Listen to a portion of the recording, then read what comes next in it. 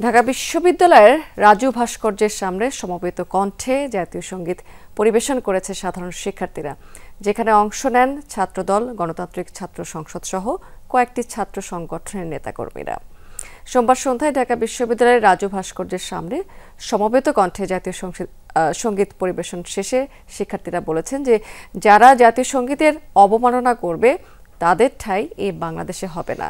জাতীয় পতাকা এবং জাতীয় সঙ্গীতে আঘাত মানে আমাদের ইতিহাস এবং অস্তিত্বে আঘাত।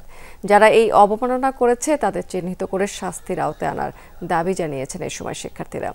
যেই ঐক্যের জন্য জুলাই সংগ্রাম, সেই ঐক্য ফাটল ধরাতে একটি গোষ্ঠী নানাভাবে পায়তারা করছে বলেও অভিযোগ করা হয়েছে এই সময়। আমরা এটা কোনো ব্যক্তির কোনো রবীন্দ্রনাথের গান হিসেবে দেখতেছি না। এটা আমাদের মুক্তিযুদ্ধ চেতনা, এটা আমাদের জাতীয় চেতনা, এটা জাতীয় সঙ্গীত, আমাদের সার্বভৌমত্বের বিষয়। ৭১-এর গণহত্যাকারী এবং ২৪-এর গণহত্যাকারী, কোনো গণহত্যাকারীর প্রশ্নেই কোনো ছাড় নাই। আওয়ামী লীগ নিষিদ্ধকরণের যে আন্দোলন, সেটাকে পুঁজি করে একটা উগ্রপন্থা রাজনীতির প্রতিষ্ঠা করার এখানে চেষ্টা করা হয়েছে। আগামীর বাংলাদেশপন্থীদের রাজনীতি হবে।